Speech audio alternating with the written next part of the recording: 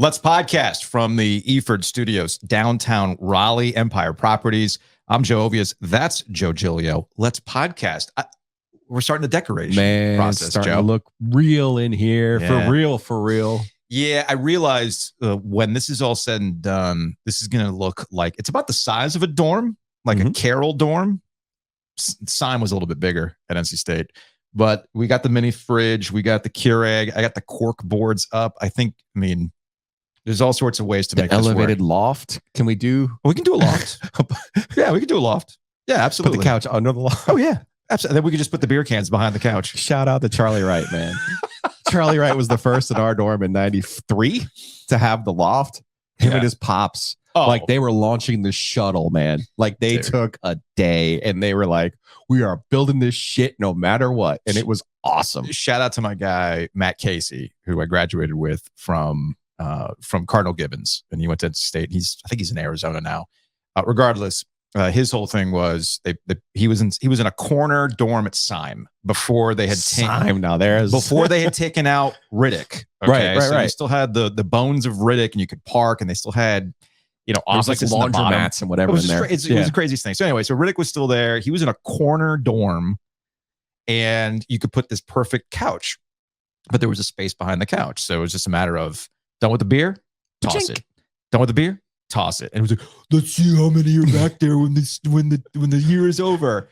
So it started to wash like the crust over the couch. At that point, it stunk, and we had to just go ahead and make that happen. But I almost feel like you didn't have air conditioning your freshman year, did you?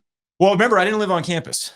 So you didn't? No, I didn't live on campus. Your freshman year, you didn't live on campus? No, I did not. I lived with my parents for reasons. Sure. Mainly because I had a younger brother. My parents were like, we're going to pay for school and you're going to live at home and you're going to help us with your brother. Take care of you, bro. Keep an eye on really you, bro. Pretty much what it was. Okay. It was a good trade-off. I mean, I came out of school debt free. I'm not going to complain. No. So, I'm just saying I think all of the dorms are air conditioned now. Mm-hmm. So only Braga was air conditioned when I moved in. And I'm like, I got one of those box fans and I slept. I mean, I put that thing on top of me when I slept. I slept on the floor. I didn't even sleep in my bunk.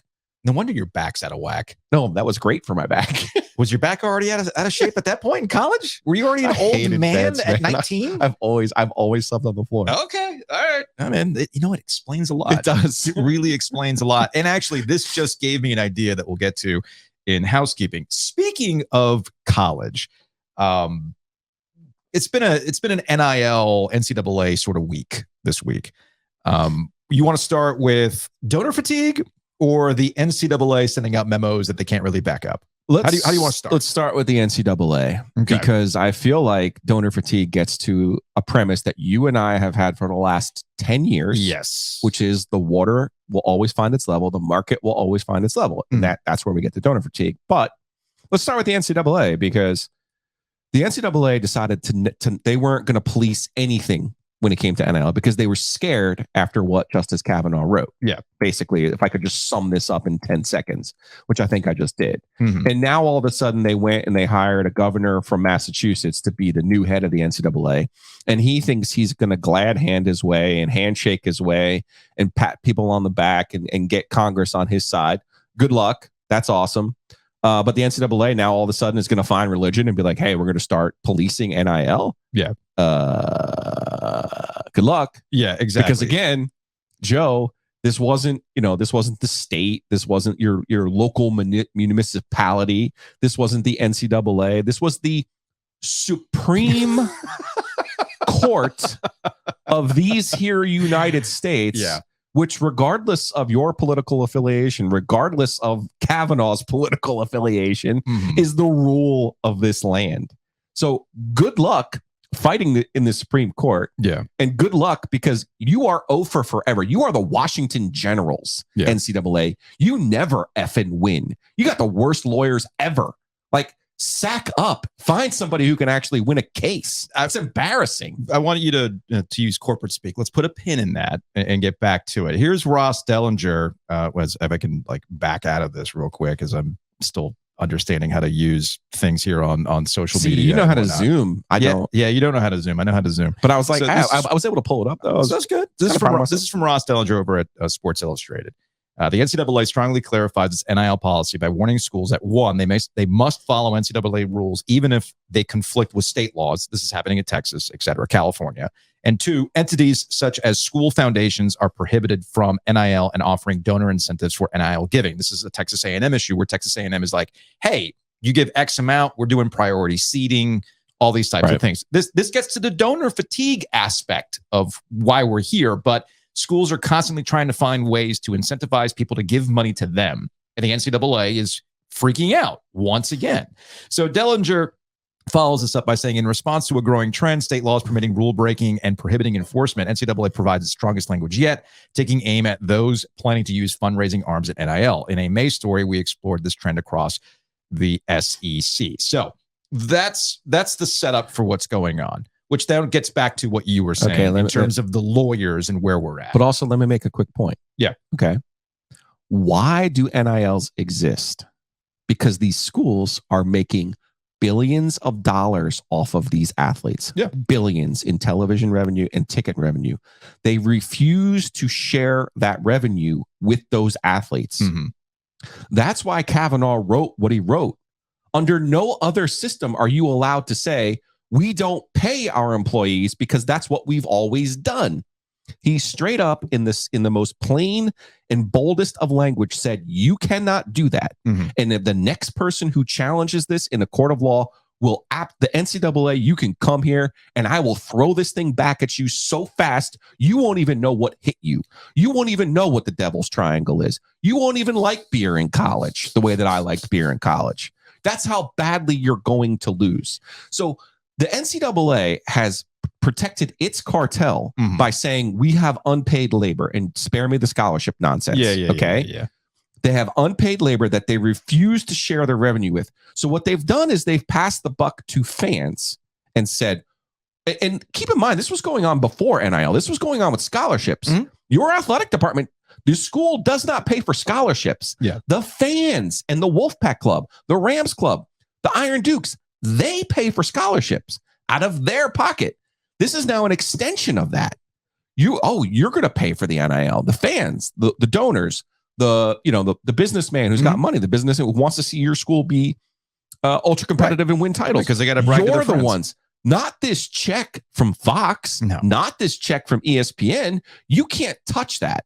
And that's the problem with this mousetrap that the NCAA has built. Mm-hmm. It's actually a house of cards. And good for Kavanaugh for calling them out the way that they did. And now I cannot wait. I want the chart. Get me the board. Fool around. Find out. Yeah. Because all we need now, we need one athlete to be O'Bannon. We need one athlete to be Alston. I don't think it's going to be the athletes. It's going to be the schools, because the schools are going to be the one that does it. I think the ship has sailed on the players doing it, because look, man, put yourself back in college. Like we saw this with EA Sports and the college football game.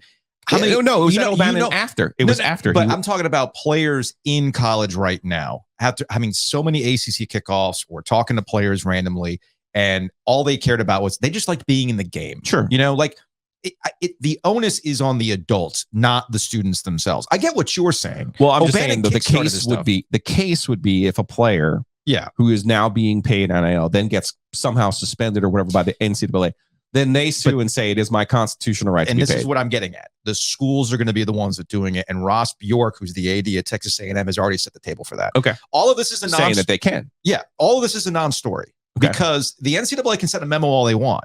These are guidelines. They're not actually rules yet. A lot of them are guidelines to begin with. Not to get too into the weeds of NCAA compliance. Even I struggle to understand the basics of NCAA compliance. There's no such thing as NCAA compliance. Because what makes logical sense to you does not apply to the NCAA. Fake birds and something else. And the NCAA rules. Okay. It's a state of mind, man. The NCAA rules are a state of mind. And the NCAA can sit here and say, hey, this is a membership institution. You abide by the rules. Run by the members. Run by the members. Run by the members. Okay. No. If the members want to do what they want to do, they will, because they'll get lawyers. And that's what Ross Bjork was essentially getting at. When he was asked, I forgot who it was that asked him. I think it was from an ESPN reporter. Say, hey, look, with these guidelines, the NCAA memo, like we're going to go with the state laws tell us. The state laws supersede it. And if you want to challenge that, by all means, let's go to court, which gets back to what you started with. At some point, the NCAA is going to get religion. They always lose. They're not equipped. They're not going to get religion. Look what they just did. It's shocking to they me went that to they get don't. They didn't go get a progressive leader. Yeah. They went and got what they thought would be a politician who could backroom them into a better deal and get Congress on their side. And Congress ain't going to do it because it never Tommy holds water. Tuberville is there. But Tommy Tuberville is a big barker. He's a carnival barker. Yeah. He actually has no traction whatsoever. No, use your favorite word because that's what he really is. What, a grifter? Yes. Yeah, he's a total grifter. Yes. So I don't take anything that he says seriously. He's a grifter. It gets some headlines, but there's no actual traction. The guy has no influence whatsoever when it comes to these types of things. Because at the end of the day, the states, the representatives, how do you think it's going to play out? When a Texas representative, we've already seen this in Georgia where they tried to put in more stringent laws, and the University of Georgia was like, "The hell you are?" Excuse me. Kirby Smart was like, "Sir, we are interested in winning more national titles. Exactly. If you're interested in that, then you'll let us do what we want to do." Exactly. So, because the last thing these representatives want to hear is from big money boosters saying, "I'm sorry, are you keeping us at a competitive disadvantage to Alabama now?" No, sir, we are not going to do this. Oh, we're going to lose recruits to Texas? Under no circumstances is that going to happen. So this gets back to my central point. The NCAA continues to lose. So you can send out all the memos you want, and all the college football writers can be like, oh, the NCAA, blah, blah, whatever. It doesn't freaking matter. It doesn't matter. And at some point, somebody has to just say that quiet part out loud. It does not matter what the NCAA thinks when this matters, because to get back to your point, the Supreme Court neutered them. It's over. So also, one of the great fallacies of the NCAA is that they have some sort of governing rule over anything in the real world. They don't. They have no subpoena power, which of course North Carolina learned the hard way when Robert Quinn turned over his phone, and people are like, "What are you doing? Why?" Well, that's the only way they could get it. Speaking of North Carolina, as much as we can talk about that, there's a 30 for 30, or if we had more time, an entire podcast series about how the story of North Carolina's scandal, if you just wanted to isolate it to them, cool. I mean, that's been done multiple times. Sure. But the real story is how the real grift was how North Carolina, and a credit to Bubba Cunningham, their AD, going, wait a minute, we can outlaw you. We have smarter people on our side. We can pay the billable hours. You can't. And you noticed state got on board. Oh, Braxton Beverly? He's ineligible? Oh, hold up a second. Let's get our lawyers. How did that work out, Joe? All wins. They win, man. They lose all the time. It's all wins. So the schools went like, and sadly for the NCAA, it's their former lawyers who helped create the rules, then broke off, and Bond, Shunnick, and whatever the other guy's name is. Sure. They broke off and now are basically just bilking all of these schools just to kick the NCAA's ass because they know the answers to the test. So this gets us to donor fatigue. So to get away from this, we know where this is going. NIL and the Wild West of the NIL, the market will eventually find its level. And schools are learning the hard way. Don't tell that to SEC baseball. Dude, have you seen the post-college World Series portal activity? State lost Cannon Peoples to Tennessee. Wake Forest just lost 2 dudes. Yeah. So as allegedly the 6-figure deals in baseball, as Wes Rucker, who covers Tennessee, saying like, I'm sorry, this sport is broken, where you're basically being talent evaluators for the big money SEC schools where you can for just LSU bounce. and Tennessee. Yeah, pretty much. Arkansas probably get an A&M. Sports broken. Of course. Sports broken. But there is a level of market correction. And this is something we're not there yet. We're not there yet. We're going to get there soon. We're on the way there, because Matt Brown wrote about this on 3. We should probably talk to Matt from Extra Points here in the near future. That essentially donors keep getting asked for more and more money. And I think the best quote was, there's two quotes really stuck out to me. The first one was, hey, look, if you're a big money booster and you give $10 million to a school and you get a building out of it, well, your name's on it. The building's there. Somebody's going to walk by and see your name. Right. Or you walk by and impress somebody and say, hey. If you give $500,000 or whatever it is to make sure the roster's straight, well, 1, nobody knows that you did it. Number 1. Number 2, it might not work out. At least the building's always there. Okay. Like, oh, this roster sucks and I paid for this terrible roster. Suddenly I got issues, right? So that quote was amazing. And then there was one from Maryland's AD who said, I wrote it down because it was too good. He's like, they just moved into a new football facility, Maryland. Okay. And he said, look, wrong timing, because we did the money at the time when this mattered. And he goes, quote, they'd get dressed in a trash can for $25,000. And I'm like, yeah, they would. Yeah, they would. So the whole I don't care about your slide. I don't care about your barbershop or your bullshit lights. Graham Neff, the AD at Clemson, put the game out there last year. Remember that video that I highlighted where he's like, hey, look, now more than ever, we need you not to give money for the slides in the pool and in the golf course. We need it for the players. We need dudes. And I'm cool with that. I'm cool with the players getting the money rather than it going to a freaking fountain. But there's a market correction coming. But there is a market correction coming. But there's also, again, we keep finding these workarounds instead of solving the actual germane problem, which is the schools are not sharing the revenue that the players are generating. Mm-hmm. Okay. And again, people are like, oh, it's amateurism. People are like, oh, it's not supposed to be professionalized. Listen, I'm not the one who turned the scoreboard on. Yeah. Okay. Fox is the one who's giving $1 billion annually to 14 Big Ten teams. Okay. That's ridiculous to sit here and say that those schools somehow need another layer of tutors, need another layer of academic advisors, need another layer of how many coaching consultants are there now?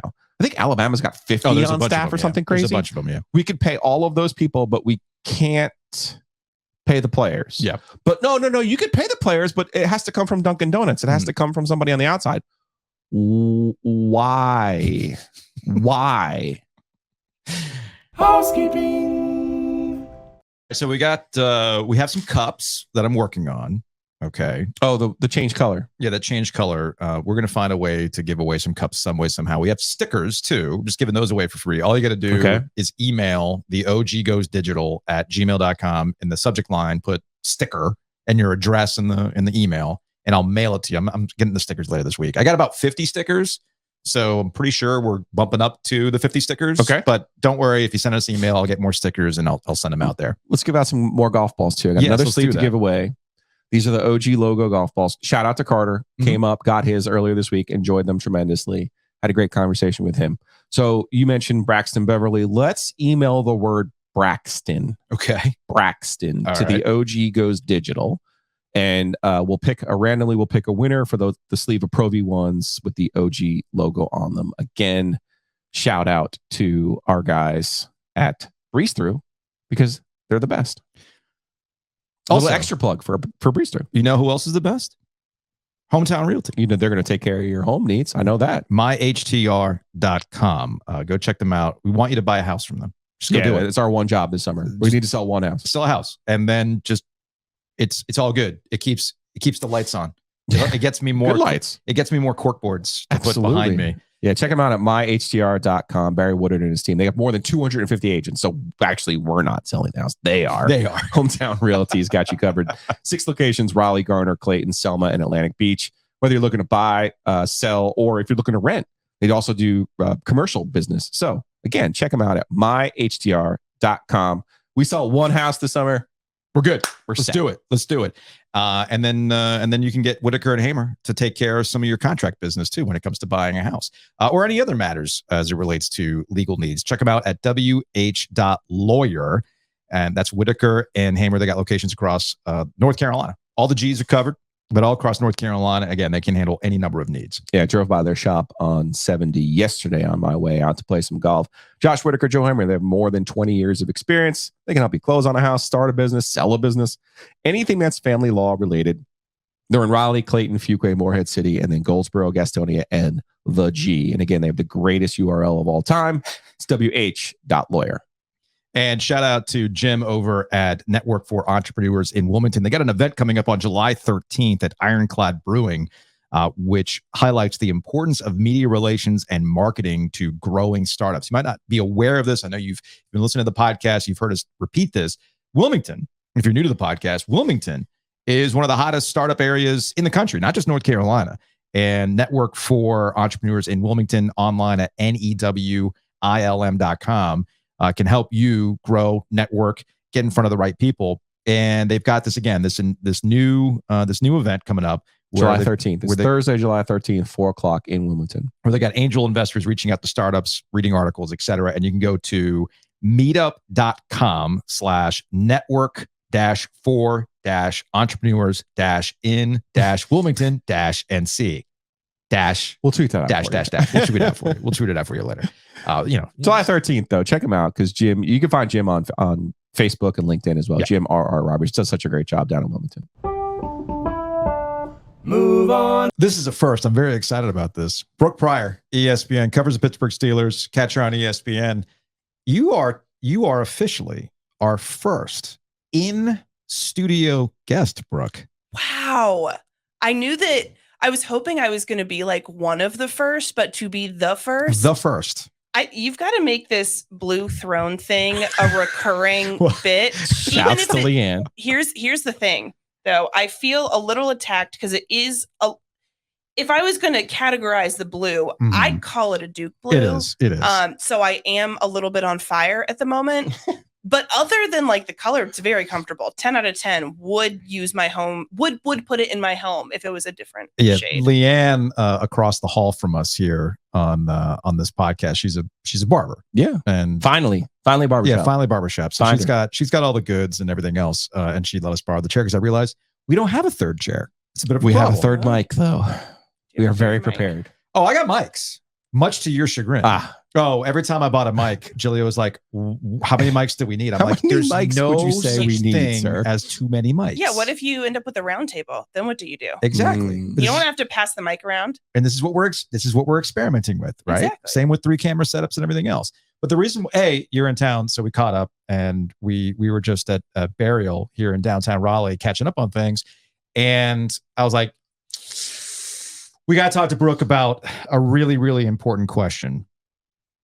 What's the bigger spectacle? A Taylor Swift Eras Tour concert stop, which you've been to 2 of them now? I have been to 2, which makes me, I'm a little bit embarrassed to say that I've been to 2, not because it makes me feel like a super fan. Rick James over there. What are you, rich, bitch? I was going to say, what's going on, man? So I'm like, there are people who don't even get to see one and are watching like the live streams on TikTok every weekend. And here I am. I went to 2, but I am just very lucky. And I had one friend in Arlington that had a face value extra ticket. And I used some Southwest points. Yes, at Jerry's World. And we were like up in the 400 level. That's not the point. You were in the building. I was in the building. And then this one, I met a girl on Instagram who sold me 2 tickets, and now we're good friends. In Pittsburgh, yep. Oh, isn't that kind of part of the deal too? Like I had a friend and there's like friendship bracelets. Yes. And she was talking about like, you trade friendship bracelets. Okay. So this like goes beyond that. Like Taylor Swift has given me so much. She's like made me a friend. I let a dad and his daughter and her best friend stay at my loft for night 1 of the Eras tour because hotels were sold out and expensive. Oh yeah. And in exchange, he's letting me use his beach house in Corolla for a weekend. So Taylor Swift has given me a friend, a beach house in Corolla, and I sold my extra tickets. So now I'm furnishing my home with those proceeds. You're a generation, man. You're like the most trusting people on the planet. Listen, we never would have done any of that. Never would have done any of that. I'm sorry. Did you get in the van? We had like code words. Did you not like hitchhike places? Okay. We had kidnapped people. So you had people. stranger danger. Yes. Okay. So we invented the code words. To give you an example of stranger danger, 1995 Super Bowl at Joe Robbie Stadium. I was 4 years old. Yeah. It's fine. Yeah. I was on my way to being 16, but let's not talk about that. So it was the Niners versus the Chargers. And don't ask how I was a Chargers fan. It had to do with Madden 93. You were? I was, because I had Marion Butts. And your pops got you Super Bowl tickets? So the way it worked out. That was really nice. So the way it worked out was my dad's very much about, you need to go to it. My dad's all about checking off boxes. Sure. You need to do this. You need to do this. I've been to 2 Super Bowls, like all that kind of stuff. Wow, I wish my parents were like that. So, well, you got to remember your Super Bowl experience is different than what it used to be. My parents are like, you need to clean your room, not you need to go to a Super Bowl. It's very different. So the way it worked was my best friend, John Wells, his dad had a buddy from his time in the service who lived in California, huge Niners fan, and made the trip down. And he said, look, I got an extra. All I'm asking for is face value and a ride to Joe Robbie Stadium. And mind you, this is before Uber. He didn't want to deal with taxis. So my dad goes, I'm in. So he drove me and this guy who I've never met before to Joe Robbie Stadium to go to the Super. My dad hung out in the parking lot. Wow. And he had the time of his life because he brought a TV. Rabbit ears TV. I was going to say, how did he get that thing to work in 1990? But your dad is like crazy smart. Yeah, I mean, my dad's got all sorts of technological stuff.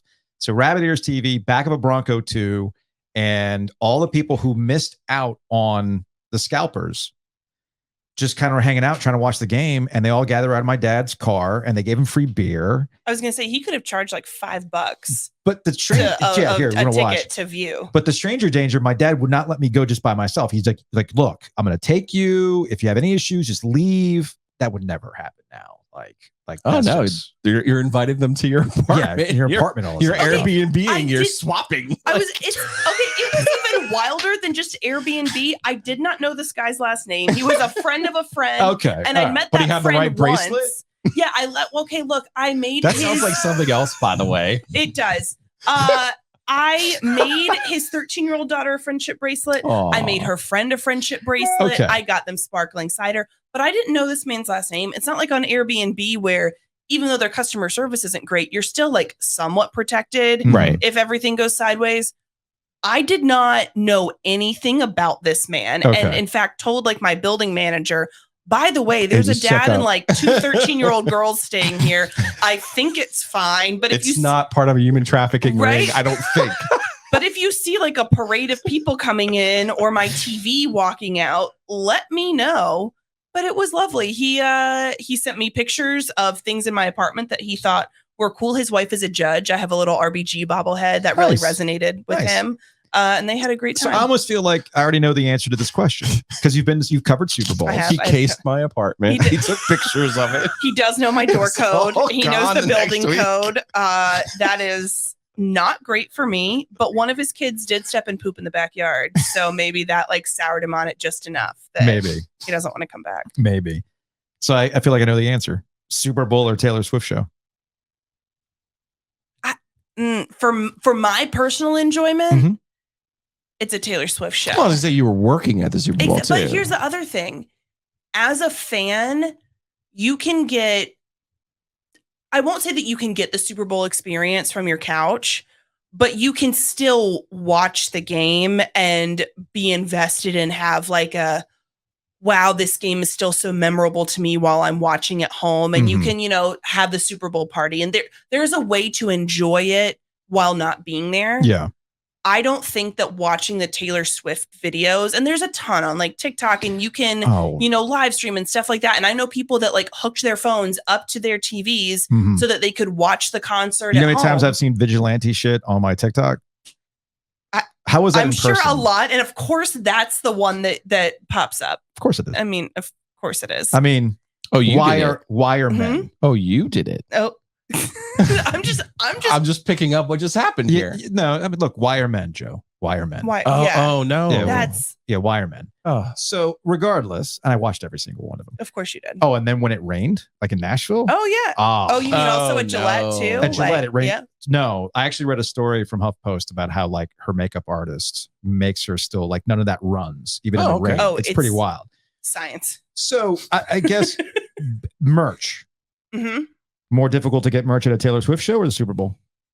I think Taylor Swift show, because Super Bowl merch, the hack that I've always done is you go the day after the Yep. Super Bowl and you go to like the media or the yeah. merch tent. Just like the US Open. Yeah. Yep, everything's super Yeah. cheap and you can still get good stuff. Mhm. This Taylor Swift up. So I was out of town. I flew back in Friday night, which was why I was also like down to have my loft be used by this man and his daughter and her friend. Sure. Sounds sketchy every single time I say it. And I just stayed with a friend, but the friend that I was going to the show with, but her and another girl we were going with, the merch tent or the merch trucks rolled up, I think on Thursday, I Mhm. want to say.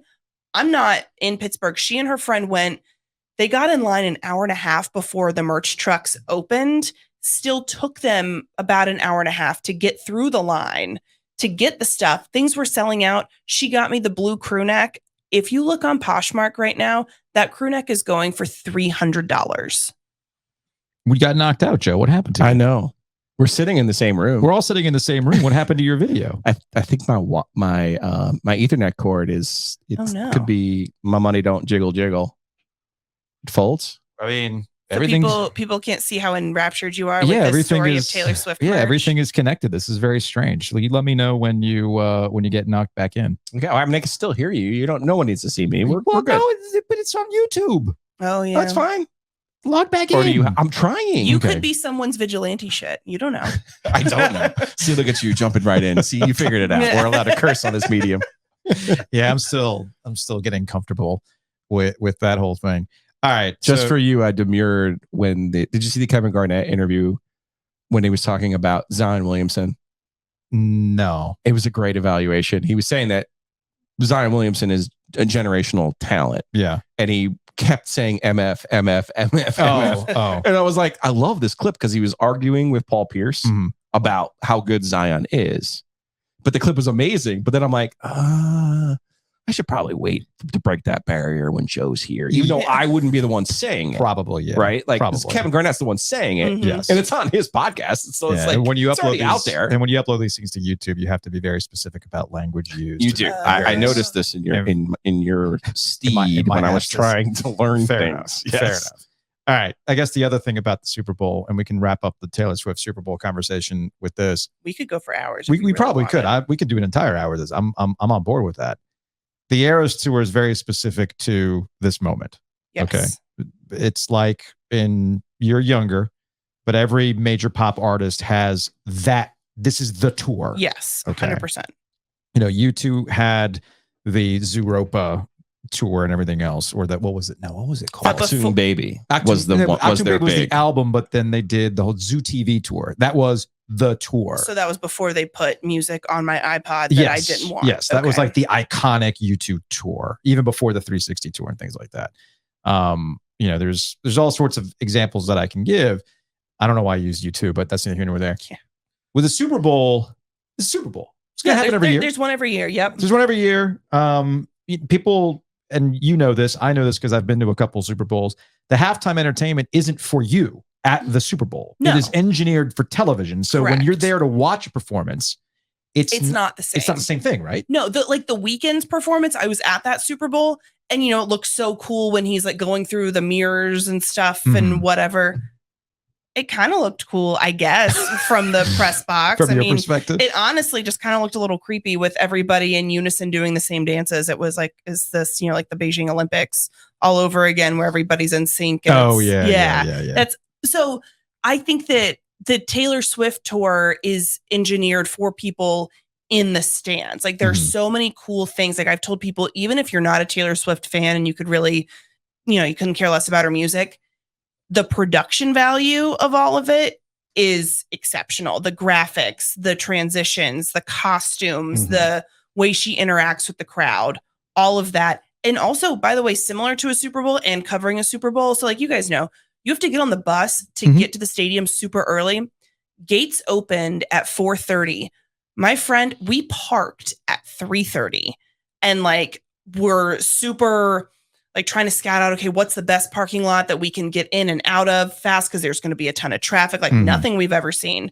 Parked at 3:30, sat in the car for a little bit, went in right at 4:30 and found our seats. And I kind of felt like it was like pregame at the Super Bowl when you're media and you're there so early. Yeah, warm-ups are not even happening. Yeah. I'm like taking photos, walking around. So, like it was the MetLife Super Bowl. The Seahawks and Broncos. And because the whole concept of you got to get out to the Meadowlands from the Media Hotel in Midtown Manhattan. I mean, we got out there like at noon, I think it was, and you had to go through the whole security and everything else. It was a process. That was how I was so anxious leading up to the day of the concert because I just kept thinking about all the things that could go wrong with traffic. And I'm a late person by nature. And I'm also like, I'm going with a friend. This is in Arlington or this is in Pittsburgh? Arlington, we had no trouble. And I was just kind of along for the ride. You don't live that close to the stadium? I live really close to the stadium, but like I've seen a couple concerts in that area. When we went to see Billy Joel at PNC at the baseball park, it took us 2 hours to get out of the parking deck because we got there late. We had to park on the very top of the parking deck. And by the time it all empties out, I mean, we just sat there. Brooke, that's a game at the Smith Center if you get there too late. Yeah. And it's terrible. And I don't know how to deal with those things. And so I was literally thinking about my preparation. Okay, how early do we have to get there so we get a spot so that we can leave? And you know what?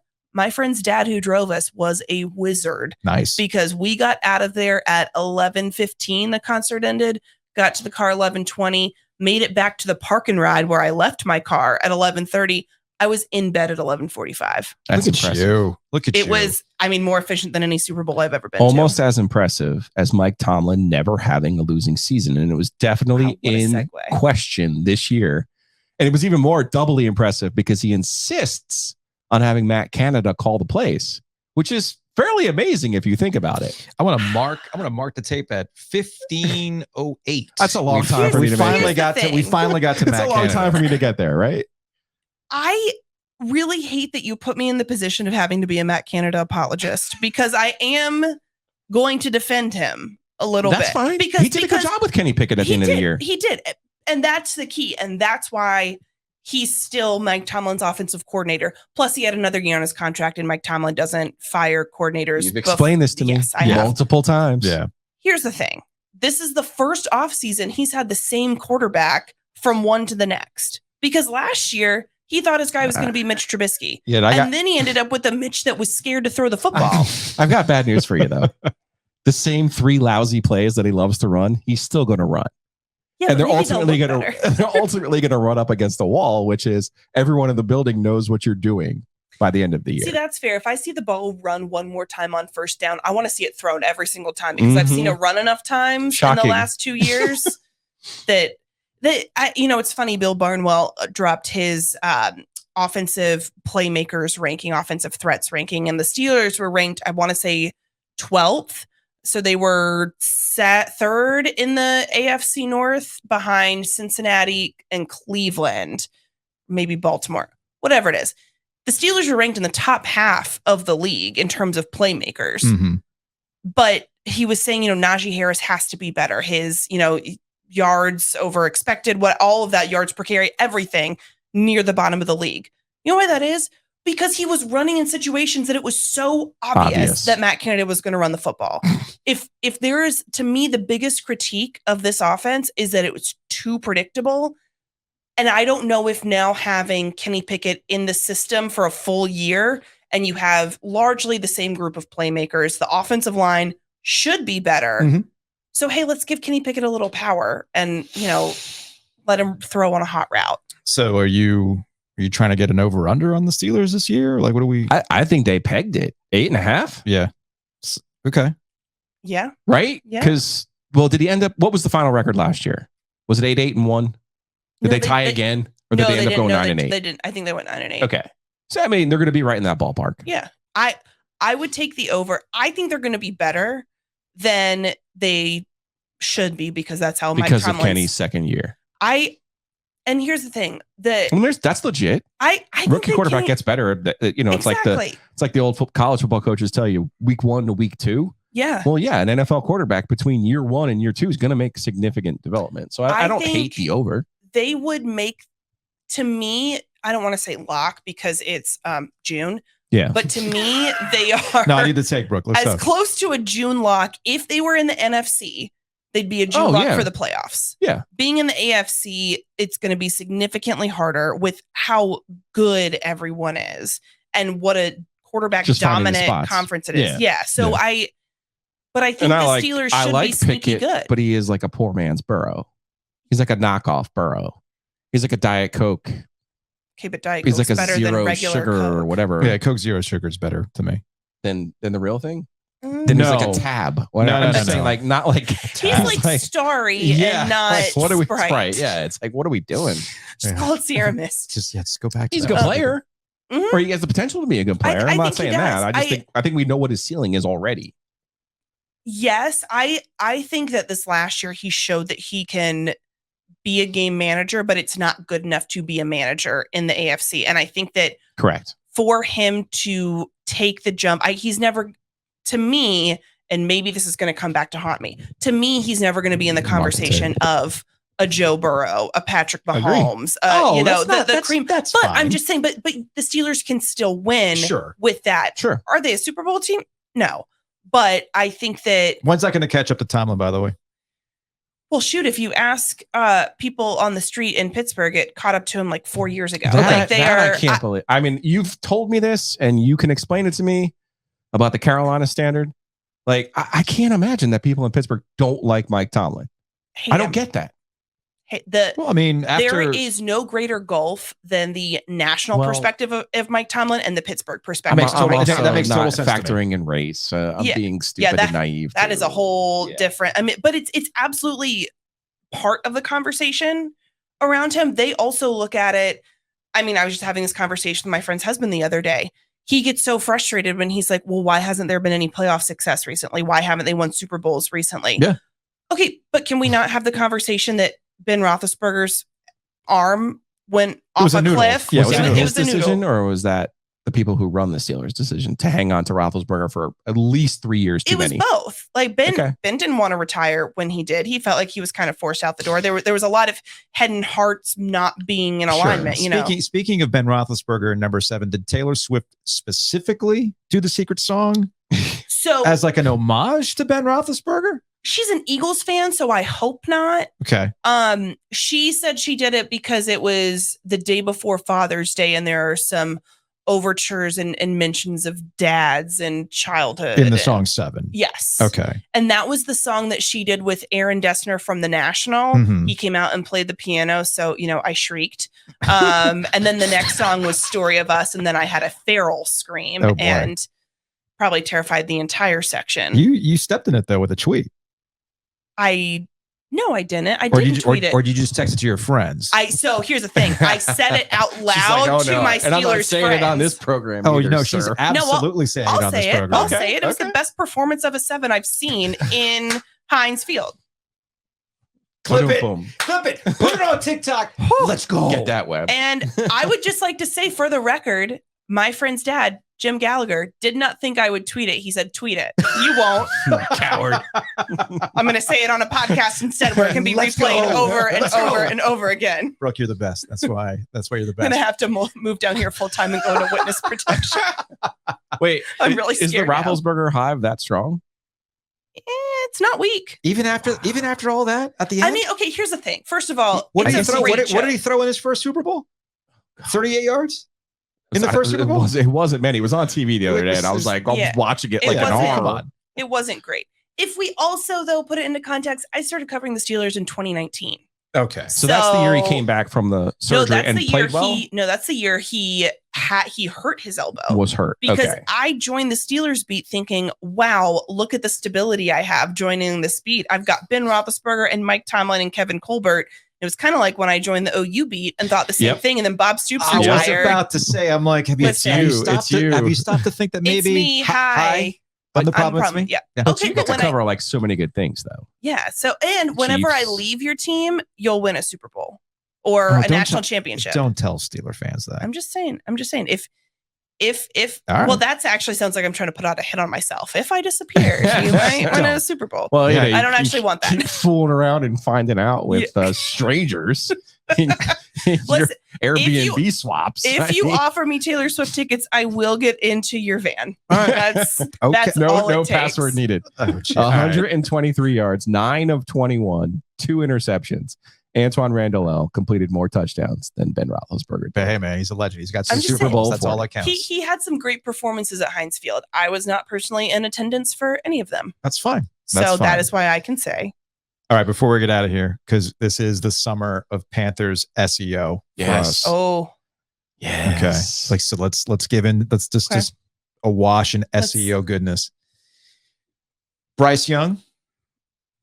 What's the scuttlebutt around the league now that it's actually happened? And, look, we talked to Jonathan Jones about this earlier in the week, and the Panthers have done a great job on the charm offensive. And they're talking about how he's crazy smart. He's wicked smart. He's but around the league, I would imagine that the whole size issue is probably got some defensive coordinators going, yep, we're ready for this. Yeah. I mean, I'm doing a lot of holding my breath, and I don't want to be right. Because here's the thing. I love watching guys do well and succeed. I mean, of course. Wow. They really, they made a great decision with that first pick.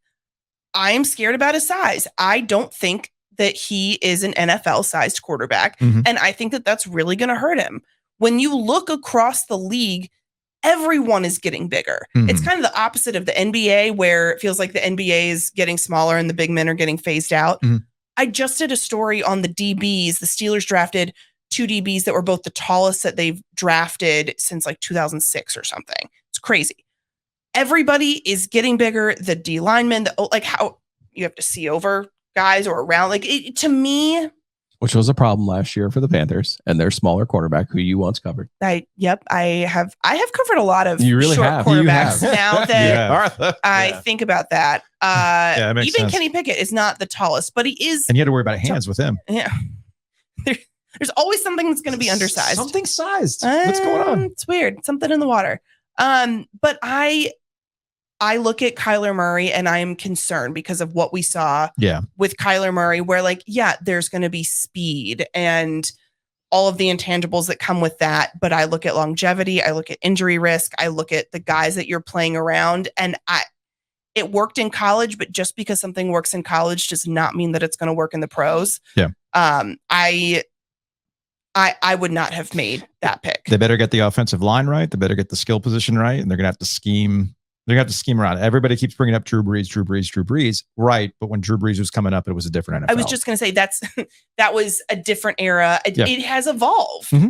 It's a league of monsters now. And you've got somebody that has no secret stuff. So like, what are you... And we'll close on that. Brooke Pryor, ESPN, covers the Steelers and, of course, national NFL stuff as well. Well, congrats. You were our first in-studio guest. You helped us kind of experiment with all the equipment because I'm still figuring all this stuff out on the fly. But I think it worked other than Joe's internet connection crapping out. Who needs that? No big deal. We share the same internet connection. That's the weird part. Well, Were you hogging the internet? No. I think it just comes down to the fact that I have a theory as to what happened, but we can discuss that after the show. Thanks, Brooke. Thank you. Thanks, guys. Next topic, please. Big thanks to Brooke Pryor from ESPN for being the first in-studio guest here on Ovies and Giglio. Yeah, I think she's right, though. They would like a green screen for that third chair. So we can like customize the background for them. We do. Might be above our pay grade right now or our abilities, but the sound tiles are just going to be a peek behind the curtain. That's what people are just going to have to get. Hey, they look good. They look better than the blankets. The blankets have a particular aesthetic to them, man. It had a particular aesthetic to them. Shout out to the Butcher's Market for sponsoring Ovies and Giglio. It is prime grilling season right now. Head on over to the Butcher's Market. What I can't stress enough about Butcher's Market, it's the sides. They got the meat down. All right. Sides, baby. Sides. I'm sorry. The vegetable medley. That's unbelievable. With the whatever proprietary blend of I'm seasonings. worried you're getting the wrong meat, though, if you don't think the meat is the sizzle. No, the meat's always the sizzle. What I'm getting at is don't sleep on the sides. Okay. Have you seen the little augment your meal? Have you seen the bacon wrapped jalapeno poppers? Yeah, they're delicious. The potato skins too. Oh, the potato skins are so good. So all I'm saying is don't sleep on that. Don't sleep on the sandwiches either. You can drop by for lunch and get a sandwich. The best cheesesteak. Also, you can sign up for the Steak of the Month membership. Get a fresh, never frozen hand-cut steak each month from July through December. First one in July, just in time for that 4th of July cookout, 24-ounce T-bone. They're in Raleigh, Cary, Holly Springs. Check them out at thebutchersmarkets.com. Also, shout out to Breeze Through. I see you got your lifetime refill I do. Mug going on here. We're going to have to put an OG logo on that thing. I think Adam over at Breeze Through is down. I think he's down for that. Got it. And we'll actually shout out to Breeze Through. They got written up recently in a industry magazine. I saw that. Yeah, it was awesome. I tweeted it out. Go check it out. It kind of highlights what this podcast is about, what Breeze Through is about. It's local. It's community. They're locally owned. They got locations in very, very convenient spots for all of your needs. Oh, you're going to a summer concert at Walnut Creek? There's one location there. You're going to go tailgate at PNC Arena or Carter Finley? They got one right there. They got them all across the triangle. Headed out to the beach. On your way. Go hit them up. Do it to it. The Breeze Through crew has you covered no matter where your summer plans take you. We're moving on. So, Joe, have you watched The Bear on FX? I have. I've not started season 2, so no spoilers, please. Here's the thing about season 2. Now, we're actually going to get into some spoilers here in a second, but the thing about season 2 is that it really resonates with you and me and what we're doing. Okay. I mean, it hits. It's going to hit me hard. It's going to hit you hard. Need the brown liquor? And then all of a sudden, there's Coach K references. And Drew Jackson from the News and Observer. Food and dining, but occasionally helping with Brooke Kane on some television reporting as well. And I want to get to somebody. We're all in the entertainment business, and Joe. I want to get to a colleague of ours who's never watched the show, but had to be on assignment to get a quote from Coach K. But we'll get that in a second. Drew, what's going on, man? Hey, good morning, guys. How's it going? you've watched season 2 of The Bear, right? I binged it in like 2 days. Same with the first season. It's possibly even better than the season 1. I agree. I definitely agree. And now there's a recurring arc in this season where Coach K doesn't make any actual appearances, but his book and highlights end up making appearances. And maybe this is because we're too close to it, Drew. Joe, maybe you can back me up on this. I feel like the way that they kind of treat Coach K is not realistic, in that nobody loves K like apparently they love K on this show. It's based in Chicago. It's based in Chicago. He's from Chicago. I get There's all our that. context. So it's the winningest coach in college basketball history. But it's very forced. Like, oh, are you reading Coach K's book? Like, nobody talks like this when it comes to Coach K. That's all I'm getting at. Even in Chicago, I'm guessing. Is that an accurate representation, Drew? I think so. It's very warm. He's like sort of represented as a pillar of leadership and a wise sage. They're lessons for basketball, but really you can apply them to any part of life. I think is kind of the message there. And in the show they take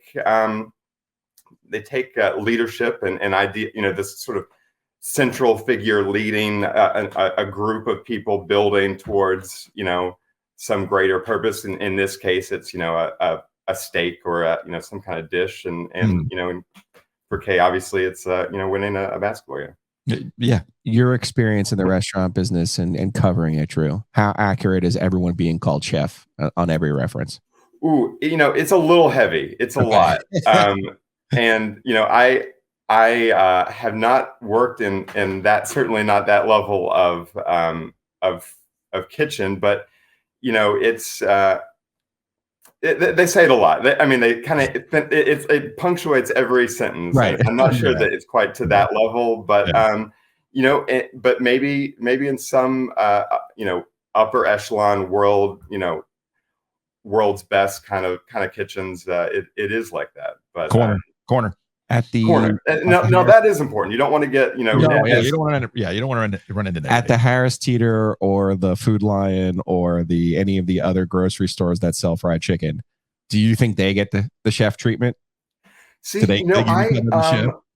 maybe not, but they should be, I would imagine they say corner and things like that. But I think that's kind of an interesting parallel because like in season 1, you have, they're basically running a pretty homey kind of Italian beef kind of joint, and I think a nice fried chicken place is sort of similar, and you have this world-renowned chef that sort of comes in and he takes over, and they may be making a sandwich, but I mean he applies everything that he knows about food and knife skills and working in a kitchen, and he tries to make this very good sandwich something that's wonderful. Yeah, there's and Drew Jackson joining us from the News and Observer. There are parallels to the real world. Like these types of things happen. Somebody burns out, or they go and they experience all the things that they can experience in a kitchen, and then they want to go back and make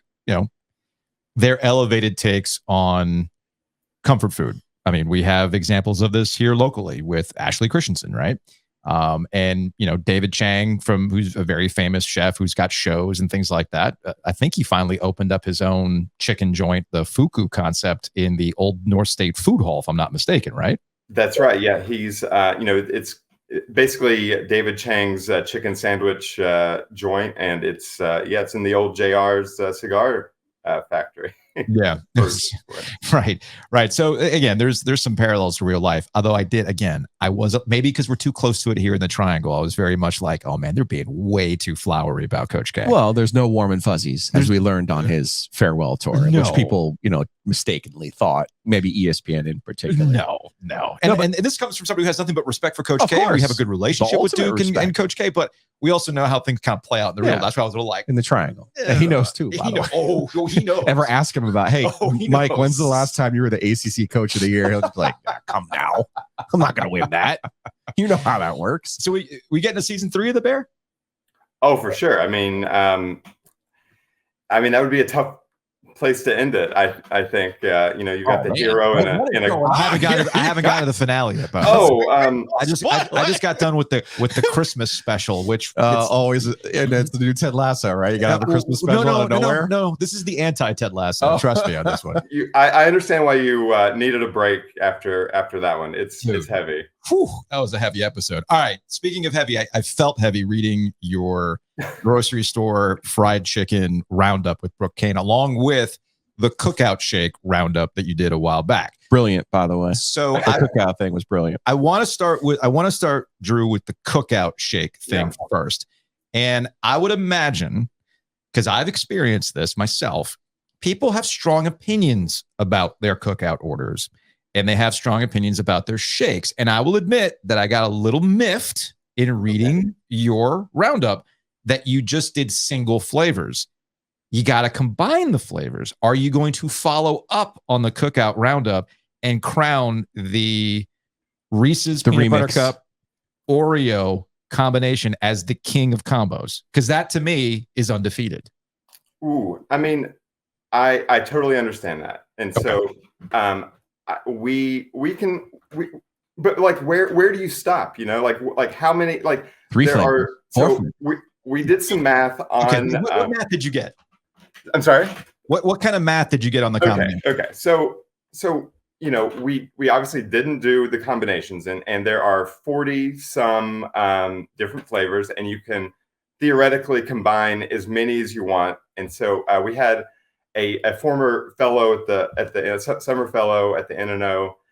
She has a PhD in mathematics. She spent a couple days working on this problem, and her answer was the number of cookout milkshake combinations is 2 to the power of 40 minus 1, which I don't know what that means, but she said that it's basically 1.09 trillion combinations. So basically, that's why, I guess. So what is the maximum that you can put in an order? Any, like you could get like a thimble full, you know. They're not gonna limit you. So I could basically do the soda fountain suicide version of a cookout shake. So if we went to cookout, like we're workshopping here. This is called live workshopping, Drew. This is called staff meeting. Staff meeting, live to tape. So if you, me, and Giglio, and let's get Brooke involved too. If we went to cookout, they're on New Bern, and we said we want a shake with everything in it, they would do it. Theoretically, that, you know, someone there was a Reddit thread, I believe, where someone said, you know, I work at Cookout. Yeah. You can do this. I don't think that they were officially representing Cookout, but but they would be redundant. Like you wouldn't need peanut butter and banana and peanut butter banana. True. You wouldn't need that, right? So I mean, yeah. But for the math, those are all in that number. Yeah, for your math. Okay. Sure. Okay. Yeah. And do we wait for the eggnog shake season to come around to throw that in as well? Well, so this is kind of a special week because, you know, we have the watermelon shake. Watermelon snack, right? I think it's this weekend, and so obviously we weren't able to include that one. But have you all had that one? Because it's kind of amazing. I have had it. Yeah. Yeah. You're talking to Cookout, like Okay, I'm like slobs over here. Drew, I'm the guy who put Pappy Van Winkle in the eggnog milkshake. You know, I do remember that. I remember seeing that. I imagine you did get a lot of hate mail for that one. Oh, where there's some really upset. The bourbon bros were really mad. I got a lot of people who said, like, you should have all your bourbon taken away. You forfeit all your future rights. That's a $2,000 milkshake. I go, yeah. And it was delicious. It was delicious. But hey, look, when Wright Thompson, who wrote the book about Pappy Van Winkle, came up to me at a Duke game when he was writing the farewell pieces on Coach K, said, I loved it. I'm going to take that as a win, man. I'm going to take that as a win. Sure. All right, we'll close on this, Drew. Yeah, the chicken. Don't leave us in suspense. The chicken. All right. So how many grocery stores did you hit? Gosh, so we did, Publix, Harris Teeter, Food Lion, Lowe's, Walmart, and we went to Wegmans, but they didn't have fresh fried chicken. Yeah, Wegmans is hit or miss on their fried chicken. Sometimes they have it, sometimes they don't. Now, I'm partial to Publix fried chicken. However, time and place matters. I'm going to tell you right now, the Food Lion right after you get over the Snows Cut Bridge in Carolina Beach.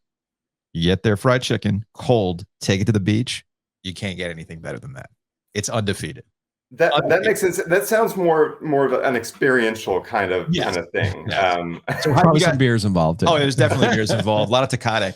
So where did you guys? How did this thing come down? So, Publix by far was the Carly C's. That was number 2, and honestly, really excellent. Middle of the afternoon. You would not expect. Did you go out in the G? We did. The Carly C's. No, Carly C's off of New Bern. Oh, boo! You didn't go to the G. Yeah. And so it went Publix, Carly C's, Lowe's, Food Lion. We had a bit of an issue with Food Lion because like we showed up at like 12:30. You would think prime chicken time, no chicken. So we go to Lowe's, try their really excellent, really like thinly crispy, excellent chicken. And then we go to another nearby Food Lion, and we've missed their chicken as well. So they, it was not the best. It was kind of it was old and really like the breading is way too thick on there, don't you think? Sometimes there are people who ride for breading. Honestly, okay, all right. Like, there are people who just absolutely love breading. Maybe that's why I'm kind of partial to the Food Lion sometimes because it can be too breaded, but I like breading because I can see like that would be better for a cold fried chicken. It would keep a little bit of a crunch. How about the price, Drew? What was the best price? What was the best bang for your buck? Because I feel like grocery store chicken because it was a little old, we got 50 cents off. So that Food Lion had a good price. Walmart had a good price. Publix, I think bang for your buck. I think it was either 9 or 12 for an 8-piece. All those numbers are a little jumbled up, but I think a fair price. Drew, in the choice of fried chicken over roasted chicken, because I feel like roasted rotisserie chicken is the go-to when you go to a grocery store. I would say it's the most consistent for sure. Like a Harris Teeter chicken is not too bad. Fried chicken in general is just one of my absolute favorite things. I think it's like that last meal sort of thing. Already planning, Drew. I know. You got to be ready. Wait, where did you grow up? That fried chicken is one of your last meal choices. I grew up in Southwest Virginia. So Tech was kind of the local school. But. Okay. All right, well, Drew, we appreciate the time. I want to make this cookout thing happen. So I feel like we should coordinate. We'll go to the one on New Bern. We'll just see how many they'll let us throw in there. Honestly, and if they only allow X amount, I think we then huddle up and we either go, all right, you're gonna get this, I'm gonna get this, you're gonna get this, and then we combine them all. Ooh. Okay. And just mix it up and see what happens. All right. Yep. So you down for that? I love that idea. And you're going to bring the Pappy Van Winkle as well. Yeah, right? Yeah, absolutely. I will absolutely bring the Pappy. I got my Connect. Don't worry about it. Thanks, Drew. Yeah, thanks a lot. What's up next? So whenever we do this cookout thing with Drew and Brooke Kane, it's going to have to be a day we're not recording because it's going to be nap time. Yeah. And I'm slightly lactose intolerant, so I might be out for about 24 hours. Same. Just saying. That's probably too much information for people, but hey, we said full transparency. He also said there's a spot on the internet for everybody. So good point. That's a really good point. There's a spot for you if you are into trading cards, collecting cards. It's Oak City Sports Cards in downtown Raleigh. Buy, sell, grade, and trade. We're actually working on some baseball cards to take the ACC kickoff next month and play a little let's remember some guys. Yeah, shouts to Deadspin. Yeah, and it's funny. I was wondering, a good chunk of coaches, whether it's Dave Doran or Dave Clausen, younger guys, Mike Elko, guys in our general age range, we can break out an 87 top set, and they'll be like, "Oh yeah, they would enjoy that."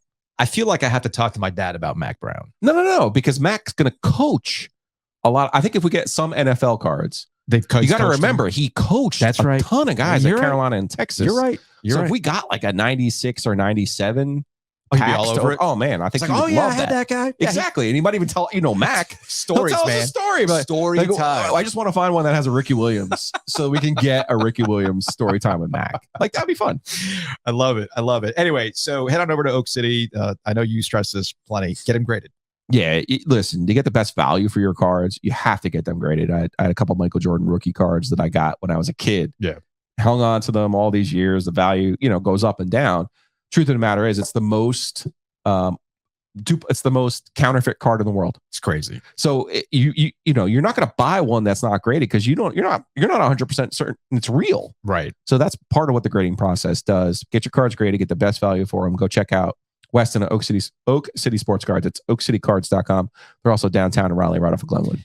Also, shout out to Mosquito Authority and Pest Authority. As I mentioned earlier, it is prime grilling season. It's a little muggy out there. Wait till the sun goes down. Be out there hanging out. Whether it's a cheap Weber or your palatial outdoor kitchen, mosquitoes can ruin it. Mosquito Authority can come out, treat your yard, make sure that that's kept to a minimum. Man, I want a palatial outdoor kitchen. I'm jealous. Look, You're man, saying so I was in Philly and my friend Howard, we crashed with them. And well, real quick about Mosquito Authority, Pest Authority, no contracts. You use them throughout the summer. And then when they're done, they'll be like, hey man, we'll contact you next summer if you want to do this again, that kind of thing. No contracts, but you can call them and be like, hey, I got a problem. Yeah, they're going to come out and take care of you. Yes. Check them out at bugsbite.com. Number's 919-807-1951. Listen, Hayes Lancaster is a true OG. It's been with us from the jump. Has been with the Law of the Wolf podcast too for 3 years now. So big shouts to Hayes and his crew. If you have any issues, ants, bugs outside, bugs inside, mice, moisture, you name it, Mosquito Authority, Pest Authority, it has the answers for you. Bugsbite.com. So I was in Philadelphia and my friend Howard is all about like every sort of outdoor equipment. He's thought about some sort of outdoor in Philly proper, or is he in a suburb? They're like in like the King of Prussia, Wynwood. It's like it's like a suburb. You're it's not right. proud of me for just naming any. I don't know. I think it's Wynwood. It's on the main line. It'll take you right to downtown Philadelphia. Regardless, it's actually by St. Joe's. Their house is by St. Joe's. I did not see the bird flapping his way. I did not. Hawk never dies. I did not see our guy Joe Lenardi hanging out when I was there. Regardless, so he's got the pellet smoker. All right. He's got that Blackstone, that griddle top. It basically looks like it's an outdoor version of the Waffle House grill. That's very sweet, actually. But as he complained though, he's like, you have to have it on a level surface, otherwise things just start to pool one way or the other. Again, water finds its level. Exactly, and that's what he's like. I really want to do this the right way because I went to a friend's and he had the same thing and whatever. And he also has like a Weber, so he has like every bit of like outdoor smoking grilling material out there, and he wants this palatial thing. But I almost feel like no, I feel like this is actually better for you because you can just kind of place it where you want to place it and you can move it. Like my friend Erica, she's got that whole outdoor setup, like with the infrared and everything else.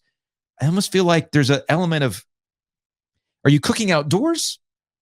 Are you just taking your kitchen and going outdoors? Right. Or are you actually trying to cook in a different way? Cook in a different way. Yeah. That's kind of my attitude. Like I got the cajachina, which is basically the Cuban version of a roasting box. And just wheel that thing out. Put it in the yard. That's how I roll with it. Anyway, that's my own. I thought the Cubans like dug ditches and threw things in the ground and covered it. So the traditional way of doing the lechon is, the Cuban version of a pulled pork or a Caribbean version of a pulled pork is, you dig a hole in the ground, you put the pig there, put the coals on top of it. It's like days, cover right? it up. It's a day. One day. And you just sit there and you drink all day and then you uncover it and you're good to go. But not everybody has the space to do that. Sure. So, Cuban ingenuity. They took shipping container boxes and made your own above ground, where probably reusable. Metal. Yeah, it's wood out, metal in, sheet metal in. Yep. And then you put the coals on top of it, and then it's basically recreating the same thing. The problem is it's very inexact. Sure. It's like those egg. Was it the big green eggs and things like that? They're very exact. Right. So the digital thermometer. Yeah, all that stuff. With this, that ain't for me, man. Like it has like a worksheet to do math with, kind of like the worksheet we had to do to put up my cork boards. We created fire, sir. We really did. Let's answer some Hey Joe questions. Oakwood Pizza Box. Shout out to Anthony. Wednesday through Sunday, by the way. Big shouts to my friend Chung yesterday. He's like, I wanted to support Oakwood Pizza. I went by and I'm like, it's Tuesday. He's Tuesday, like, dude. they're not open. And I was like, oh yeah, man. Wednesday through Sunday. Check them out. Lunch on Friday, Saturday, Sunday as well. All right. So we're actually doing something a little bit different. Let's go to Reddit, Joe, where somebody posted, Melvin's Lobos posted, Giglio, you happy now? And it was in reference to Wake beating a real SEC team in the College World Series. Are you happy with that? I mean, the answer was an SEC final, wasn't it? It was. So am I happy that I was right, or are they trying to say no, that Wake beat a real team? Oh, that Wake beat a real team. That Wake beat a real team in the College World Series. I hate it for Wake because I do feel like the game is rigged, and I feel like the SEC is just going to keep winning this thing over and over and over again. Yeah, so I would not have minded if Wake had won the thing. Now, part of me also says, like, Carolina's been chasing this thing forever. Yeah. State has been chasing this thing forever. And if Wake were to swoop in Virginia style and win this thing, like kind of out of nowhere, I'd be like, come on, man. That ain't right. Yeah, I'm with you on that. All right. God forbid Duke ever wins this thing, because to the YouTube comments. Oh, I didn't see John Burns's about Tony D'Angelo. Beverly D'Angelo is a better skater now. I mean, yeah, let's put Beverly D'Angelo in a Canes jersey. I'd like to see that. Regardless, are you serious, Clark? This is from Wes. I wanted to get this question in when Anthony was on from Pizza Box. What is pizza wine? You all rave about it on their menu. You don't give any details. It's Lambrusco is the technical name of the wine. Red Bubbles. It's Red Bubbles. That's all it is. And you can get the bubbles as sweet as you want or as dry as you want. Like, I'm not a sweet wine person. No. The one that Anthony carries, I've also gotten it over at Raleigh Wine Shop. Yeah. The one on Person Street. I think that's what it's called, or Wine Authority or whatever it is. You can buy that exact one that Anthony has there. I think Anthony also sells to you there too. Yeah, he does. But yeah, it's complements pizza. It really does. With the bubbles, if you're not feeling beer. So go check out some Lambrusco. And I think last time I was at Oakwood Pizza Box, because they don't pour it by the glass. Right. And you got to buy the bottle. It's like, are you okay with it? Like, yeah, we'll crush a bottle. It's really not that hard. It's really not that hard to crush a bottle. Don't worry about that. All right. Next up, look at that. We're getting away from Twitter to answer some Hey Joe questions. That's nice. That's growth. It is. That's growth. Let's go to I Am Iron Caniac. Why do some people think it's a foregone conclusion that Aho will be the next Canes captain? Not that Aho doesn't deserve it or that he won't be the next captain, but why isn't Slavin at least in the captaincy conversation? I think we get a little too wrapped up with the title itself of captain. There's always leadership groups. Okay. Right. Always a leadership group. And just because Slavin doesn't have a C doesn't mean he's not some sort of part of that leadership group. The captaincy sometimes goes beyond just who's a good leader, who has the room, who has a command of the room, etc. Sometimes it's who's the face of the franchise. And if you're the Carolina Hurricanes, the face of the franchise is Sebastian Aho going forward, depending on how this contract works out. Yeah, and I'm also not privy at this point to the locker room dynamics. I mean, I have an idea of what Jacob Slavin's personality is like. I have an idea of what Sebastian Aho's personality is like. But think about it this way, like, how many players on that team are Finnish? And how many of them kind of gravitate to Sebastian Aho and his personality? Look, man, there's a reason the way why that he plays. Now, what's funny about Slavin, we often forget, and I do this all the time. Yeah. How many times have I done this? That I screw up? And it's not really a screw up. It's like a bias against defenders, right? Mm-hmm. Jacob Slavin is the best player on the Carolina Hurricanes. Easily. It's actually not even close. No, it's not close. But every time I tell you, well, who's the bus driver? I always say they're waiting for Aho. They're waiting for Svechnikov. I never mention the guy who actually is their best player. Yeah. So I make this mistake often. Mm-hmm. But I do think captaincy does get down to personality. And again, I'm not going to sit here and be able to, parse in detail the difference between Jacob Slavin and Sebastian Aho. I would just say to you that I think how the players respond to each player is important. Yeah, I do think I think I could generalize and say Jacob Slavin is a bit reserved. He's super religious, like he's very devout Christian. So I mean, there's some of that, and that some of that's not for everybody. Keep in mind.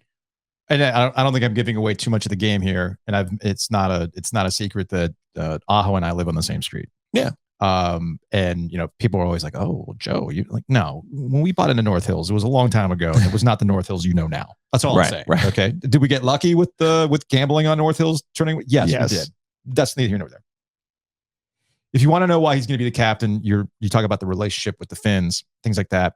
There's a reason why I call that house the home for wayward Finns. Like it is a way station for young guys and Finnish players to hang out. It's the young guys too. When Jarvis, when people are congregating, when they're hanging out, when they there were some pictures of like Teravainen and others hanging out, in a house at a postseason event. You know where that took place? Aho's house. Right. So those types of things also play into why he's going to be the next captain. We'll close on this from our friend Jim at 910 Startup News. Hey, Joe, our guy Jim, do you agree? This is from Awful Announcing. Travis Kelce, they were on the bar stool on Pardon My Take. Travis Kelce calls podcasting, quote, the hardest job in the world. I read the story, and basically he was giving his brother credit. He was giving Jason a lot of credit, basically saying that, hey, man, it's tough to come up with content every day, and he's a gifted storyteller, and that's why this thing goes. But yeah, it is hard to come up with content every day, Travis. Although shout out to David Hale at ESPN said, yes, podcasting is so hard that so few people do it. So few people decide to start podcasts. So few people do it well. Well, there is gain any kind of audience. There is that. And that's something that, we're currently, I don't want to say struggling with, but we're trying to get a handle on just being exclusively digital. And thankfully, people have followed along with us, and we appreciate everybody. And we appreciate everybody who's hit the subscribe button or hit the like or the thumbs up, left comments. All those things help. Every subscriber helps to what we're doing, whether it's following on a podcast or following on YouTube. But hey, we had more than 70,000 downloads our first month. That's pretty good. Yeah, it is. It is. I'm looking forward to football season. Really curious where things will take off, because we're in a traditional dead time of the year, which again gets back to coming up with content on a daily basis is hard. All right. And, I will say this, you and I usually will joke when we see something in the news. We're like, oh, but we never have any good ideas. Right. And I've been screaming for the longest time about how podcasts are time consuming to create and expensive for how people treat the medium. And that my argument is basically that podcasting is no different than radio. You got to be new daily content all the time. And the juice might not be worth the squeeze for a long form narrative podcast. Not that we have any experience with doing a long form narrative podcast and the work that goes into it and whether or not there's a huge payoff in the end. I enjoy doing it, but there's more of a payoff of doing what we're doing now than there is in a long form podcast. Can we continue this conversation in September? Maybe. You got an idea? No, you can get the real reaction in September. Okay. Okay. That's a tease. That's a radio tease, Joe. I'm excited about that. Anyway, that's going to wrap it up for this edition of Ovies and Giglio. We will see you all Thursday.